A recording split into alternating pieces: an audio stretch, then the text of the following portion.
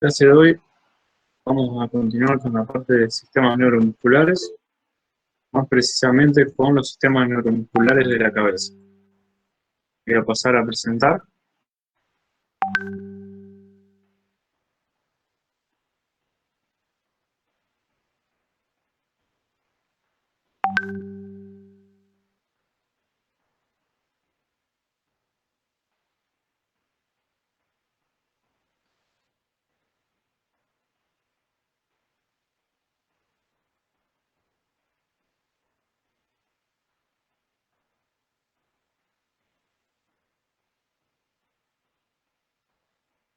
Díganme si ahí ya se ve. Sí, a mí ahí se está viendo. Bárbaro. Bien, como les decía, hoy vamos a ver la parte de miología de la región de la cabeza.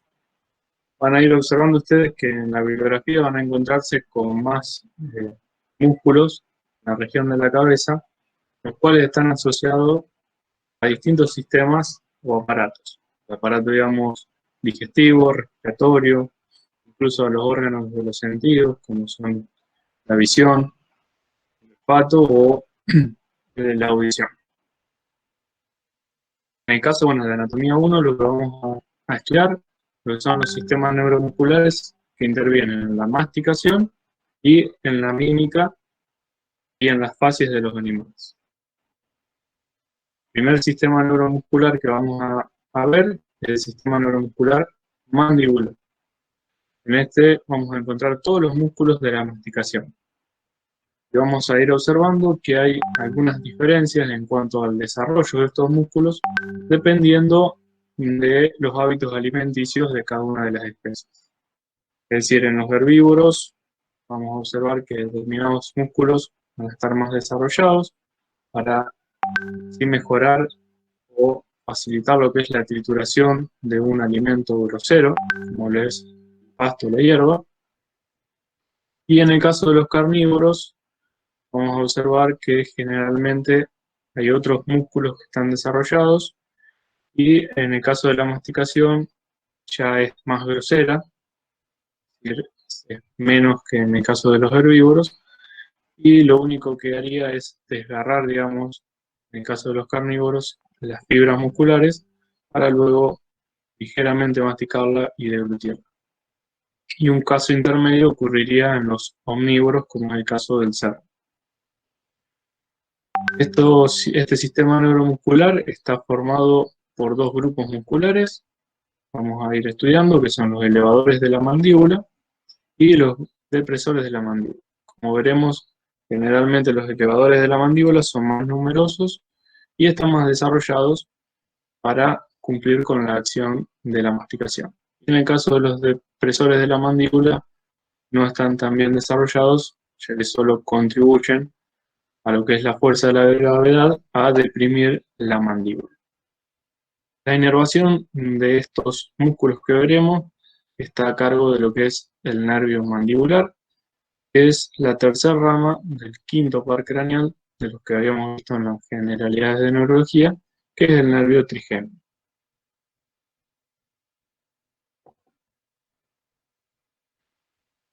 Bien, el primer músculo de este sistema neuromuscular mandibular lo conforma el músculo temporal.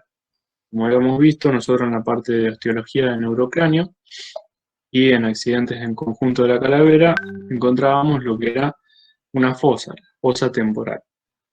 En ella se va a alojar este músculo, el músculo temporal, en el cual a partir de los límites que nosotros habíamos ido estudiando en la parte de osteología, se va a ir originando, es decir, desde lo que es la cresta nucal, la cresta sagital externa, la línea temporal y la parte dorsal de lo que es el arco cigomático y parte de la cresta temporal. Voy a admitir a un compañero.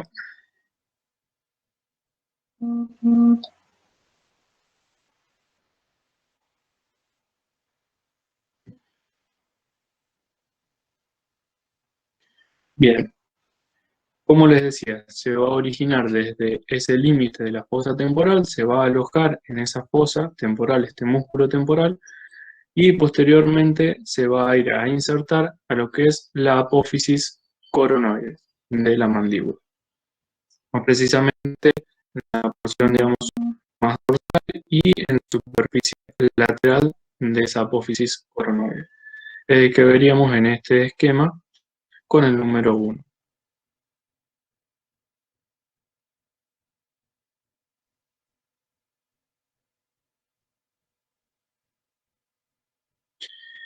Podemos mencionar, en el caso del equino, un fascículo profundo, el cual desde, digamos, este músculo se va a ir a insertar en vez de lo que es la apófisis coronoides a la fosa infratemporal.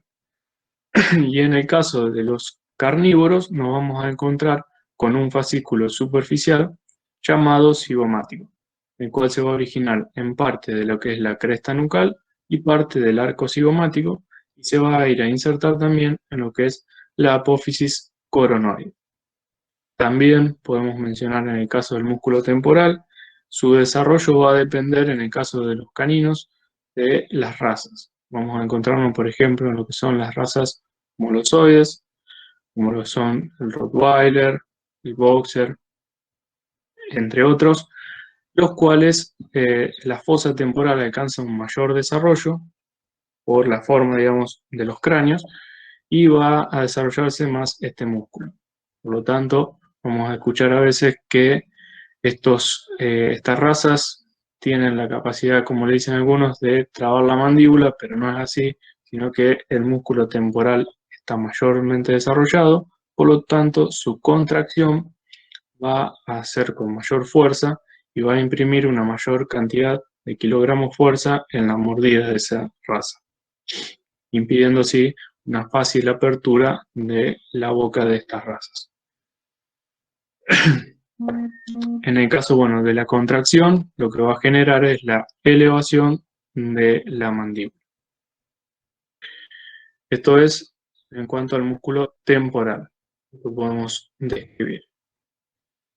El otro músculo importante en lo que es la elevación de la mandíbula y la masticación, sobre todo en lo que son los herbívoros, actuando sobre la diducción, es decir, los movimientos de lateralidad de la mandíbula, vamos a encontrarnos con el músculo macetero. El músculo macetero lo vamos a ubicar, en este caso, por lateral de la rama de la mandíbula, y se va a estar originando de lo que es la cresta facial y parte también del arco cigomático. Desde allí se va a extender sus fibras para terminar insertándose en lo que era la fosa macetérica, que la encontrábamos en lateral de la rama de la mandíbula. En el caso del equino, vamos a observar que está constituido por dos estratos. Uno superficial, cuyas fibras, como observamos, tienen dirección hacia ventrocaudal, y uno más profundo, que las fibras van a estar en dirección más bien verticales.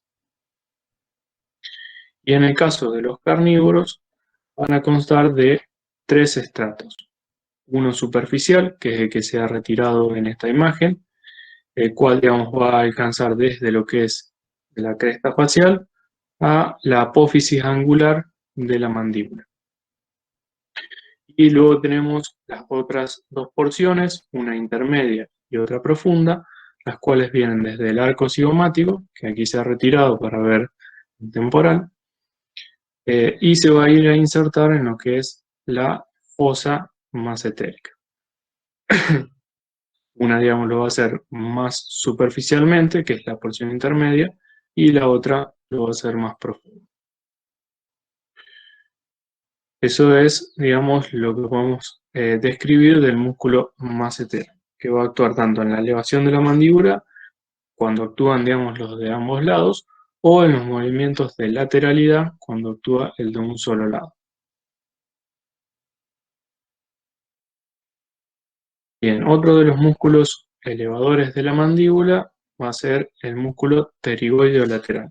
Este es un músculo profundo que lo vamos a encontrar por medial de la mandíbula y que se va a ir a originar desde lo que era la apófisis pterigoidea del hueso basifenoides, y desde allí se va a terminar insertando en lo que es, en este caso, la apófisis coronoides y en parte de la superficie rostromedial del cóndilo de la mandíbula.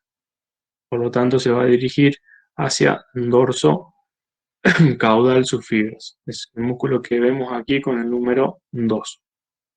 Es un músculo pequeño, profundo, el cual en el caso de contraerse lo que va a hacer es, va a dirigir la mandíbula al tirar, digamos, desde hacia rostral, digamos, la mandíbula, va a producir el movimiento de protrusión, es decir, dirigir hacia adelante o hacia rostral la mandíbula, cuando actúan los de los dos lados. Y en el caso, digamos, de actuar el de un solo lado, va a traccionar la mandíbula hacia el lado opuesto.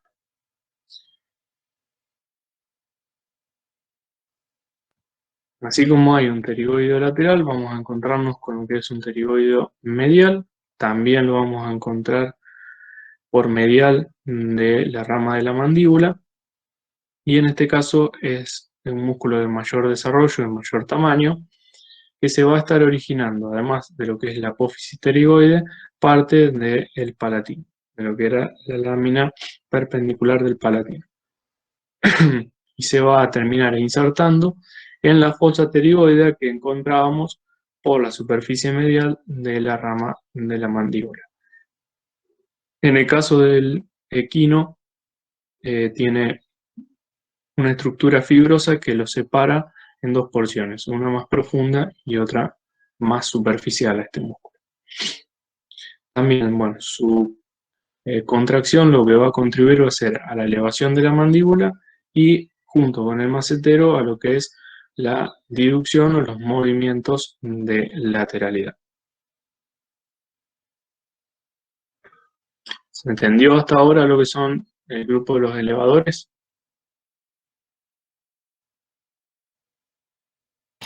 Hasta ahora no hay preguntas a mí. Bueno. Bien. Luego tendríamos los depresores de la mandíbula. Los músculos depresores de la mandíbula, en este caso van a ser dos.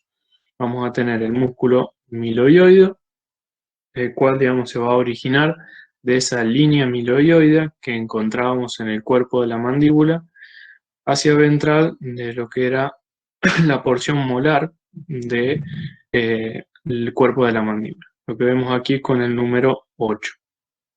Desde esa línea miloioidea, los músculos miloioideos se van a terminar insertando en un rafe fibroso central e intermandibular que conecta a los miloioideos de ambos lados. Ese rafe fibroso central se va a estar extendiendo de lo que es la parte, digamos, incisiva de la mandíbula y va a terminar insertándose en lo que es el hueso hioides, en la apófisis lingual o en el vaso hioides, dependiendo la especie. La acción, digamos, que va a generar su contracción va a ser la depresión de la mandíbula.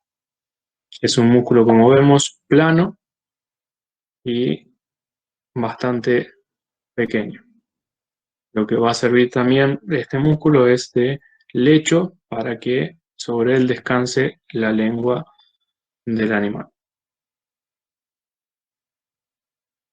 El otro músculo que actúa como depresor de la mandíbula en todas las especies es el vientre rostral del digástrico. Este vientre rostral del digástrico, como hemos visto, el músculo digástrico, cuando vimos la parte de generalidades, los digástricos son aquellos músculos que presentan dos vientres musculares separados por un tendón intergástrico.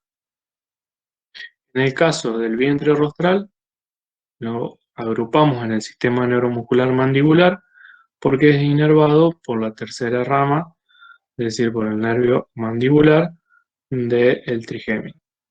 Y en el caso del vientre caudal, lo veremos en la clase siguiente, porque está inervado por el nervio facial.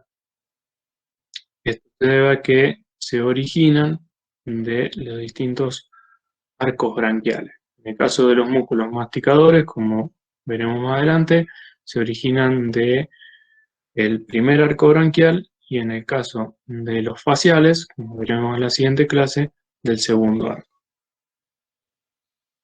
En cuanto al músculo, o el vientre, mejor dicho, rostral del músculo digástrico, su origen lo vamos a considerar por el tendón intergástrico, que en el caso del equino vemos que está pasando por un ojal que le genera otro músculo, que es del sistema neuromuscular facial, que es el músculo estiloideo, y desde ese tendón intergástrico se va a terminar insertando por ventral de la línea miloidea, también a nivel de la porción molar del cuerpo de la mandíbula. Su contracción también va a generar lo que es la depresión de la mandíbula.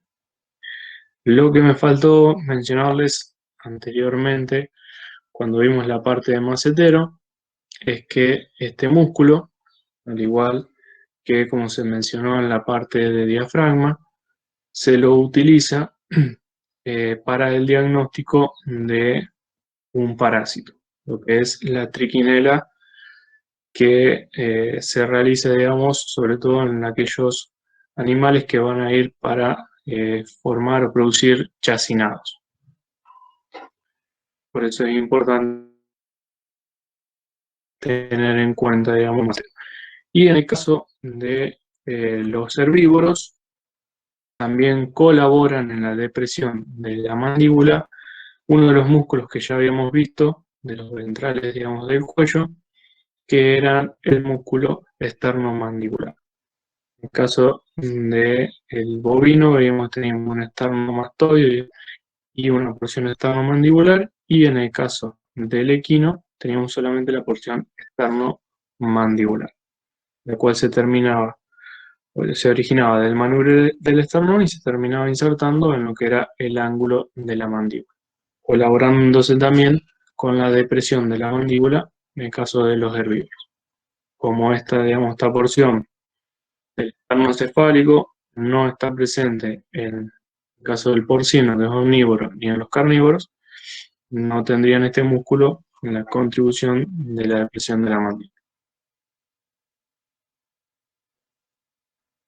Si recuerdan, este músculo estaba inervado por el nervio accesorio, que pertenecía al sistema neuromuscular accesorio. Bien, los músculos que estuvimos viendo hoy del sistema neuromuscular mandibular van a estar inervados por el nervio mandibular. Como les comenté al principio, este nervio es la tercera rama del quinto par craneal, es decir, del nervio trigémino.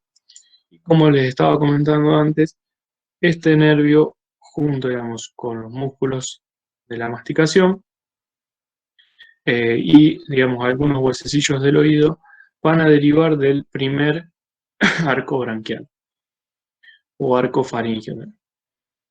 Estos músculos es importante tener en cuenta, digamos, que derivan de este primer arco branquial porque hay una patología en el caso de algunas razas de caninos, algunas razas, digamos, sobre todo las grandes, es poco frecuente, pero a veces se genera, que es una miositis de los músculos masticadores.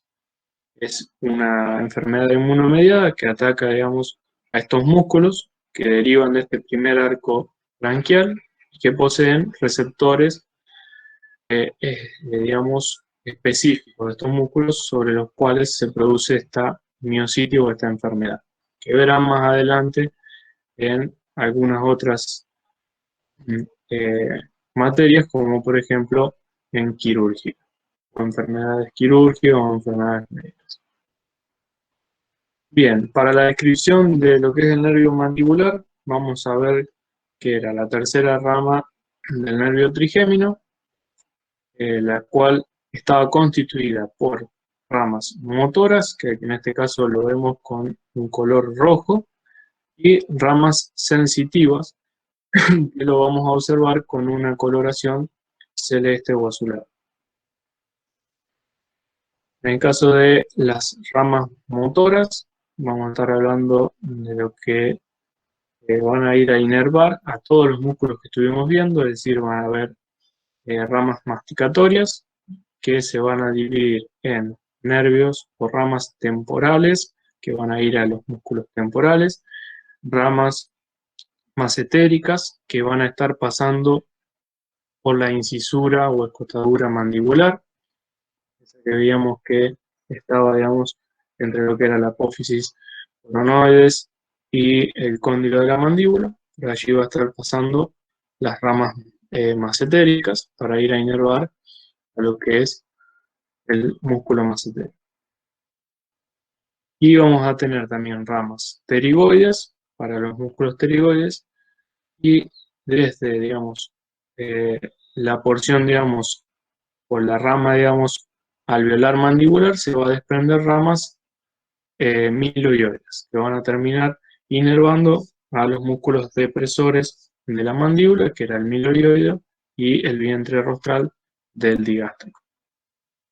Y bueno, las ramas sensitivas van a estar ingresando a lo que es, digamos, el foramen mandibular, y de allí, digamos, van a estar tomando la sensibilidad de todos los alvéolos dentarios de la mandíbula. Su origen lo va a hacer desde el tronco encefálico y va a estar saliendo, digamos, de la cavidad craneana por el foramen rasgado. Desde, en el caso del equino, una escotadura, que era estaba en la parte media, que era la escotadura oval, de el ala caudal, digamos, del borde caudal del ala del Basidiefenoides. Ahí, si recuerdan, había tres escotaduras, la media era la oval, desde allí, digamos, pasa o sale, digamos, de la cavidad craneana este nervio más. En este esquema lo vemos aquí, ya saliendo fuera de la cavidad craneana y pasando entre lo que es el músculo pterigoideo lateral y el pterigoideo medial. Y de allí empieza a dar ya las ramas motoras y sensitivas como las había descrito recién. No sé si quedó alguna duda del origen y la distribución del nervio mandibular.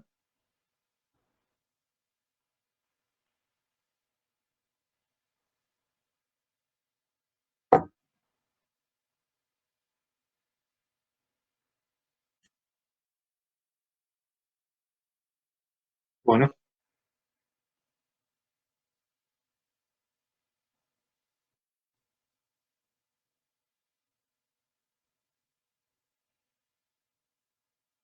si se entendió todo. En las otras comisiones, bueno, se le había dado tiempo para que realicen algunas preguntas o consultas de tanto de este tema o del recuperatorio, pero bueno, nosotros en estos días ya vamos a estar publicando la modalidad, digamos, para las próximas actividades. Sí, Julieta, sí, digamos, sale el nervio mandibular, que el nervio mandibular es mixto. No es que van a salir, digamos, con los dos tipos de fibras, o sea, tanto con las fibras motoras y sensitivas. Después, digamos, las fibras motoras van a ir a llegar a los músculos, a dar la innervación motora, y en el caso de las ramas sensitivas van a continuar, como te dije, como mencioné anteriormente, a través una, digamos, de las principales, a través del nervio alveolar mandibular, una de las ramas de este nervio mandibular, que va a entrar por el foramen mandibular y va a tomar la sensibilidad de los alvéolos, tanto, digamos, de los molares, los premolares, como de los incisivos. No sé si ahí se entendió.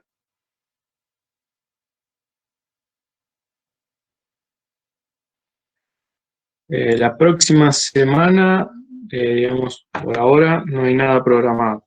Igualmente, vayan, digamos, haciendo una lectura y un estudio de todos los temas que estuvimos viendo ahora de la unidad temática 3, tanto la parte de generalidades, de miología como neurología, y todos los sistemas neuromusculares que estuvimos viendo hasta ahora en las clases, tanto teóricas como prácticas, de miología y neurología. Si no tienen ninguna consulta, nos vemos, digamos, en la clase que viene. Y como le dije recién, próximamente le vamos a estar, digamos, comunicando qué va a ser, digamos, cómo va a ser la actividad de las próximas clases. Bueno, nos vemos. Buen fin de.